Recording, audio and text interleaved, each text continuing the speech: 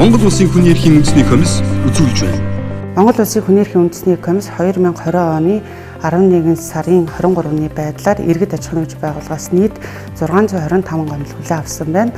За Монгол Улсын засгийн газар шинэ коронавирусын халдвараас өрсөлдөж сэргийлэх эрсдлийг бууруулах зорилгоор 2020 оны 2 сарын 12-ны өдөр молсын хэмжээнд өндөржүүлсэн бэлэн байдлын зэрэгшилсэн байдлаар шилжүүлсэн.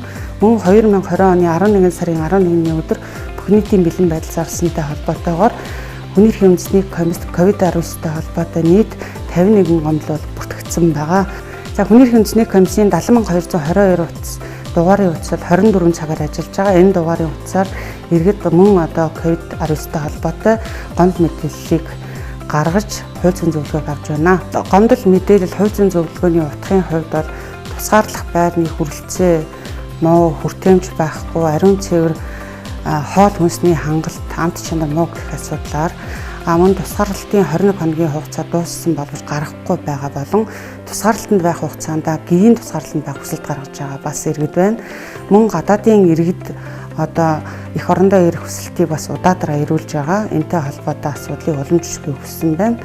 Мөн одоо 2020 оны 11 сарын 11-ний өдрийн 178 дугаар тогтоолоор хөл хорой тогтоосон цаг хугацаанд одоо зайлшгүй ажиллах байгууллагын чагсаалтыг гаргасан. Энэ чагсаалтанд хамрагдаагүй байгууллагуудаас бас энэ засгийн газрын тогтоол өөрчлөлт оруулж өгөх тухай асуудлаараас манад хэд хэдэн байгууллагуудад хүсэлт ирүүлчихэд байна. Хөл хорой тогтоосон хүмүүс одоо гэрээсээ ажиллаж байгаа энэ тохиолдолд шүүхийн шийдвэр гүйцэтгэх ажиллагаа явагдаж дансанд нь байсан мөнгийг одоо татаа авснаас амжиргааны их үйлрүү болсон гих зэрэг одоо гомдлууд билетгүй ирсэн байна.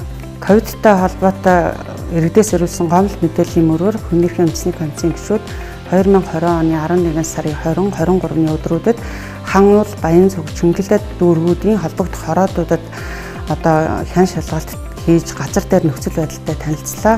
За энэ хүрээнд иргэдийн нийгмийн халамж хүртэх амжиргааны их үйлсвэр нь ямар байгаа, төлөө нүүрс, хоол хүнсний хангалт энэ бүх асуудлыг одоо үзэж танилцсанаас гадна хүүхэд хамгаалах одоо үйлчлэгээ хамгааллын үйлчлэгээ үзүүлэх байр хүүхдийн 107-108 утас нийслэлийн цагдаагийн удирдах газрын харьяа хоригч хамгааллын байр болон шүүхийн шийдвэр гүйцэтгэх газруудад бол комиссийн гишүүд ажиллаа. Иргэдийн ирүүлсэн гомдол мэдээллийг шийдвэрлэлтийн хүрээнд улсын онцгой комисс дээр дурдсан асуудлаар холбогдох асуудлыг шийдвэрлүүлэхээр одоо хүний эрхийн үндэсний комиссийн гишүүний зөвлөмжийг хүргүүлсэн байгаа.